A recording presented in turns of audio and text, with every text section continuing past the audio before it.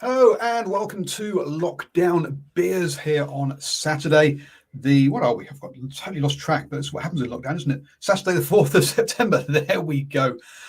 Great to hopefully you're all keeping well. Hopefully you're all abiding by the lockdown rules. Let's come out of this as quickly as possible. Out of this. Also thoughts with those in New Lynn and what happened in the supermarket there with the knife attack, folks. Let's concentrate on those that have been harmed and have our thoughts towards them. Less so on him. He's irrelevant. He is, and he's not the important one. The important one are the victims, and just looking after them, and also hope, and also keeping a track on the authorities to make sure that they make any changes that requires we don't have that kind of thing happening again.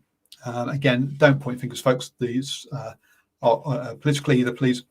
Let's just stick together on this one. 35 seconds to go until beer o'clock. From the rugby side of things, well, we've got a new baby to have a chat about. Well, a quick chat about some women's rugby. There's been some head injury stuff as well to have a chat about, all that kind of stuff. I'm on the TUI again. You can see I've got my collection of beers I've drunk during these lockdown beers and rugby chats up there for you. So also you can either join me. The link is in the tweet. If you're on Twitter at Driving Mall, you can come on screen and have a chat if you want to. Also, there's live comments across Twitter, Facebook, and YouTube. You can put any thoughts, any questions you've got in there about any sort of rugby stuff. Oh, I've missed 5 o'clock. There we go. Let's get it open. Yep, got my Waikato little beanie thing knitted by a friend's mum. So thank you for that. There we go. Good old pour. Let's leave the gas in the glass. And yum. So let's before I kick off and talk about the sort of the rugby news from today, just put out 2 for your ears only specials. These go to these are for supporters of NZ Sport Radio. Look, to do this requires a whole bunch of tech that's expensive, and I do thank the supporters for their help with all of that kind of stuff. Some of the so 2 pieces. One was there was a press release or a media conference yesterday by the Fijian Drua, which I listened to. That was about an hour long. I just put it down to 9 minutes so you can get all the key things and get up to date with what's going on with Fijian Drua. Looks like they might have a little advantage over some of the other teams with the timing of being able to get together and their pre-season, which will be good. Also, Stephen and myself went through all of the NPC squads. We also looked at the the Samoan and the Tongan mid-year squads, and also the Moana Pacifica squad from last year when they played the Maori All Blacks. And we put together our squad of players that they should be looking at, thinking about signing for going forward. So that has also been published today. You can watch the video at nzsportradio.com, or you can listen to the podcast on New Zealand Sport Radio on your favourite podcatchers. So that's all that there. First off, a massive congratulations to Mr. and Mrs. Whitelock on the arrival of their baby. No details at all apart from the fact that it arrived last week. Last week, I think, or last weekend. I hope that mum and child are doing well and are healthy and all that kind of stuff. And good luck with that one. Apparently, Aaron Smith and Richard Wang are still waiting for their partners to give birth and have their children. From what I've seen, what it did leave though is that even if Sam Whitelock left right now for Queensland and did 2 weeks of isolation, he would only get out a matter of days before the first Springbok test. He would miss both of the Argentinian ones. And obviously he's going to miss the Bledisloe Cup game against Australia in Perth this weekend on Sunday. So he'd then come out of that without having had any contact training from his during that time, which and obviously with us being at level 3 at the moment, there's no NPC for him to get any game time or any contact with. So the chance of him being ready and available for that first test is extremely unlikely. It's looking less and less likely that any of those 3 players will take part. That's Sam Whitelock, Aaron Smith and Richard Moira take part in any of the Rugby Championship. Let's be honest. When you think that for the NPC, they're looking at having 2 weeks of training before they go back to their first game to make sure they've had that contact around player welfare and all of that kind of stuff. A quick drink there. So that's that news there on that front. So congratulations again, Sam Whitelock and his partner. Folks, if you'd like to join me, by the way, there is a link on the tweet on @DrivingMore where you can come on screen and have a chat with me and help you get through lockdown, to have a different voice, different face to have a chat with. I just realised I didn't change into a rugby jersey today. Wow, how remiss of me. Jeez. The next up then, there's the RFU at the head of the Premiership. That's I think it's called Premiership. What's it called now? The women's rugby competition, domestic competition that happens over there. Yeah, sorry, Premier 15, it's not Premiership. That takes place in England. And they're talking about how it's good that they've gone professional, but they want other other countries to also step up and go professional as well. They don't want to be. Whilst it's good that they're leading the way, they're worried about them pulling away from the others and having a gap in quality between themselves and others because of the amount of preparation, amount of time their players can spend on it. So hopefully we'll see other countries stepping forward. It's good to see them thinking about the bigger picture and just not themselves and winning things. So so it's good to see that they're thinking in that way. Also ahead of what do you call it? Gone blank now. Next year, the Women's Super Rugby will be taking place in New Zealand. Look, the expectation is we'll have 4 sides there: the Blues, the Chiefs, the Hurricanes, and then a South Island team. The reason for that is Southland doesn't have a team, which would mean that the Highlanders team was just made up from Otago, whereas the Crusaders team will be made up from Canterbury and Tasman. Very few players from Tasman, to be honest, mainly from Canterbury. So you might as well, there's only 3 provinces down there that have got women's teams. You might as well have 1 Super Rugby team down there. It would be good to see Moana Pacifica women's team, but look, at the moment, at this rate, it's just about getting their men's team off the ground, ready for Super Rugby next year.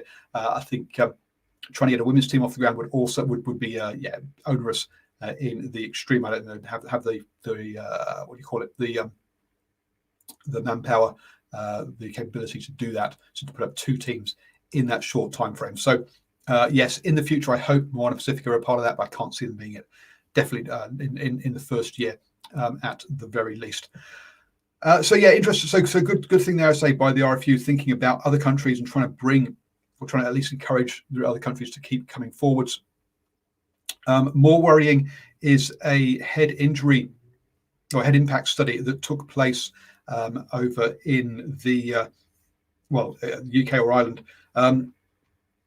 It's not. They followed one of the Pro 14 teams, or the United Rugby Championship, as it will be known going forwards, and they did a whole bunch of cognitive tests at the beginning of the season, halfway through the season, at the end of the season, and they saw that over one season there was a reduction in those cognitive levels of all of the players, even those didn't report having any concussions during the season.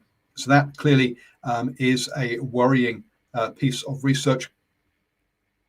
Clearly, there will need to be a bit more. There's some stuff going down in Otago, where they've had those gum shields that measure impacts. Been wearing those as part of that. So there is more research taking place, and that's really the problem with World Rugby, is that they are all saying, "Yeah, look, we need to do more research. We need to do more research." Do we really? I think we need to do some action now. I think it's pretty clear already that there is enough studies now to show there is brain issues. The question really is, how bad are those, and I guess how to try and reduce those from the game. We're never going to remove them, let's be honest, but how do we reduce those from the game? We had Steve Hansen coming out with some ideas, which was good, talking about the speed of the ball, so that defenders aren't quite set, so ready, and having to revisit the whole ruck area, because as he says, we talk a lot about the breakdown, but the word breakdown is not mentioned in any of the rugby laws, and the game has moved quicker than the laws have, and the laws need to catch up with that, and they need to be simplified around that. We keep adding stuff to them, but I think we discussed that the other day during these lockdown beers and rugby chats. Tomorrow we have got the Bledisloe Cup 3. Yay! And as we discussed yesterday on the show with Con and Shane, look, it doesn't really feel like the Rugby Championship, yes, but there are Rugby Championship points on the line, and we saw that with the selections of the two teams. Serious sides by both of them. Very few changes from Bledisloe Cup 2, particularly in the forwards. So obviously both sides taking it seriously. Both sides missing players due to partners giving birth and paternity leave. But I'll be live straight after that game with post-match reaction. Now in New Zealand, kickoff is 6 p.m. from memory, so we won't have this 5 p.m. Lockdown chat because obviously we'll get the game soon afterwards. But we will have post-match reaction, which will be about 8 p.m. New Zealand time, straight after that final whistle. Also, tomorrow we've got Canada versus the USA in the first leg of their World Cup rugby qualifiers.